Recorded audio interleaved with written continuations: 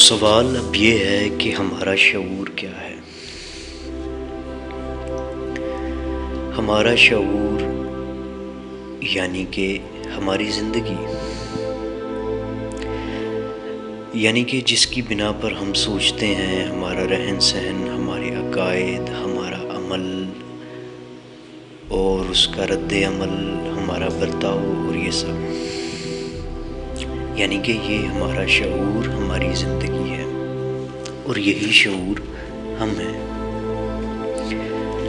اس تمام شعور کا مادہ ہم ہیں، یہی تمام کانٹینٹ ہمارا شعور ہے۔ یہ تمام مادہ یا کانٹینٹ وقت کے ساتھ ساتھ مل کر ایک شکل اختیار کر گیا، یعنی کہ ایسا صرف ایک دن میں نہیں ہوا بلکہ آہستہ آہستہ، سال بہ سال، صدی بہ صدی وقت کے ساتھ ساتھ مل کر دماغ بنتا گیا۔ اب ہمارا دماغ میرا یا تمہارا دماغ نہیں ہے، یہ پوری انسانیت کا دماغ ہے۔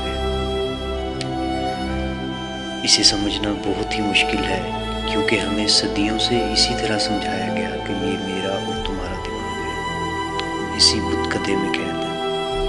ہزاروں علوم رکھنے کے باوجود بھی انسان تفریق رکھتا ہے۔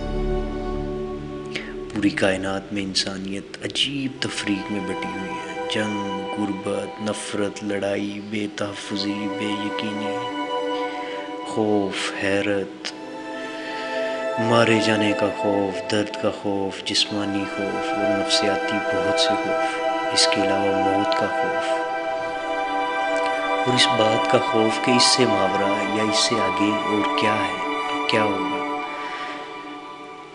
یہ تمام ہمارے شعور کا کانٹینٹ ہے، اور جب تک یہ کانٹینٹ ڈیوائیڈ ہے، تفریق ہے، ہم دائروں کے قیدی رہیں گے،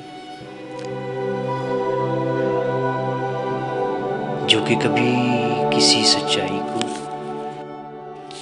جس میں رہتے ہوئے ہمارا ہر عمل بھی قید میں ہی گنا جائے گا۔